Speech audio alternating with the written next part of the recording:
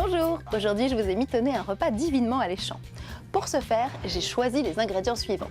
Une pincée de saveur orientale avec la recette en live de Mademoiselle Ingère. De beaux flacons, mais sans ivresse, autre que celle de retrouver notre magicien Dominique Hutin. Un zeste de terroir avec notre bon plan week-end. Et enfin, une bonne dose de consommation responsable avec notre minute dégustation. Allez, on se lance côté cuisine.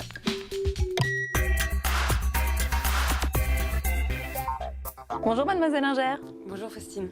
Alors c'est un des plats préférés des Français et vous le revisitez complètement. Mais de quoi s'agit-il exactement? Eh bien figurez-vous que l'on parle du couscous. Sauf qu'aujourd'hui on va le décliner en salade.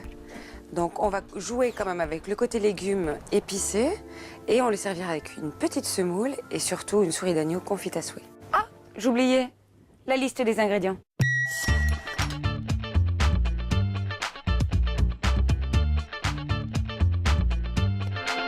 Eh bien, on va y aller parce que figurez-vous que la souris d'agneau nécessite près de 3 heures de cuisson.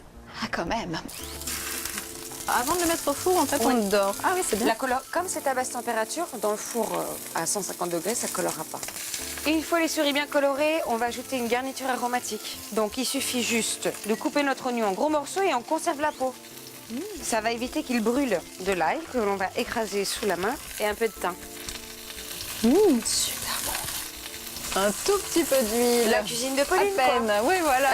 Maintenant, on va enfourner à 150 degrés environ 1 heure. Et ensuite, on prolonge à 100 degrés pendant 1 heure et demie. Ok, donc pour le couscous, eh bien, il va falloir faire les légumes. Pour qu'ils soient bien parfumés, on va faire un bouillon parfumé. Donc on a du laurier, à nouveau du thym et de l'ail, le cumin, le rasel hanout, un petit peu de piment d'Espelette pour relever le tout. Et du gingembre. On va laisser bouillir ça et ça nous laisse le temps de préparer nos légumes. Alors, donc le bouillon a bien infusé, on va pouvoir cuire nos légumes dedans. Les jolis légumes. On y va. Et on compte entre 8 et 10 minutes de cuisson. Notre semoule, on va la travailler avec les doigts, un peu de sel, de l'huile d'olive. Attention, je plonge. Lorsque nos légumes sont croquants mais cuits, on les égoutte. On conserve bien sûr notre bouillon de légumes. On hydrate la semoule et en fait c'est tout simple, il suffit de mettre de l'eau à peu près à hauteur. Je vais vous laisser mettre 2-3 cuillères de vinaigre balsamique, Alors, de l'huile d'olive. à peu près la même quantité.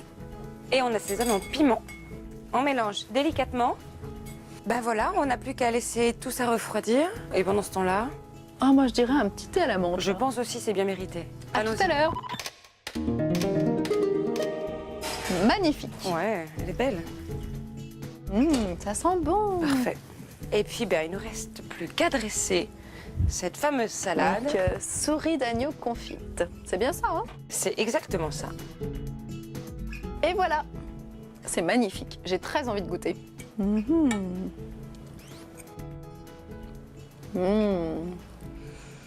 C'est fin, c'est divin. Bon bah, bon appétit. Bon appétit. Allô Dominique? C'est Faustine. J'ai mis les petits plats dans les grands et nous sommes 15 autour de la table. Tu devines les raisons de mon appel, j'imagine? Eh, attends, je t'ai même pas encore parlé de ce que j'ai préparé. Allô Dominique? Faustine, 15 personnes, ils sont la réunion de famille, ton couscous. Bon, si j'ai bien compris, l'équation c'est couscous, souris d'agneau et un paquet de gourmands à régaler sans le budget de la Banque de France. Ok, tonton Dominique, un truc pour ton couscous décalé. De l'audace, toujours de l'audace. Ta viande est délicate, ta semoule aux légumes est très goûteuse. On file à Toulouse, le vin local c'est le fronton. Et ce fronton, oui c'est un vin du sud-ouest, mais plus fin et parfumé que puissant. Ça c'est grâce à son cépage très particulier, la négrette. Ce sera une vraie découverte pour tes invités. Ceci dit, la prochaine fois que tu invites une équipe de rugby, pense au bag-in-box. J'oubliais, Faustine, à l'occasion, teste un Gewürztraminer vendange tardive. Oui, l'agneau et le couscous, vu depuis l'Alsace, oui, ça peut paraître exotique. Mais s'il reste du couscous, invite-moi demain, je suis le spécialiste mondial de l'accord exotique. Un vrai désaccordeur de piano. À demain. Chic, gastronomique, féerique, œnotouristique, en famille ou en amoureux, il est maintenant l'heure de retrouver notre idée de divin week-end.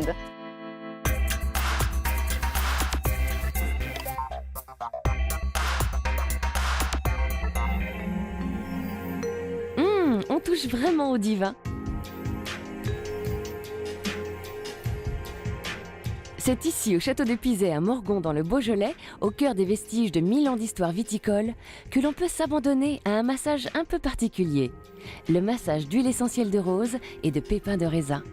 C'est un massage vitis vinifera, donc très relaxant au niveau du dos et très drainant au niveau des jambes.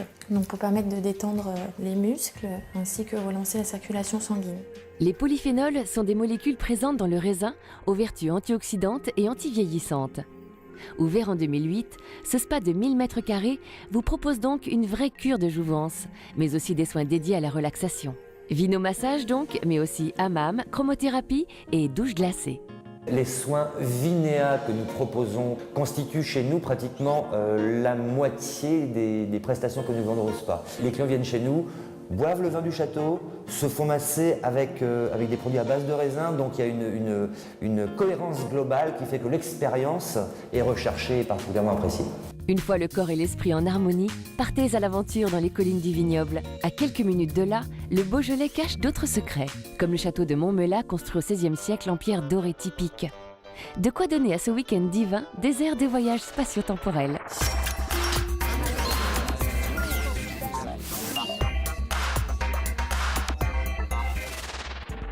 Quel bon repas, belle maman. Eh oui. Ce gratin.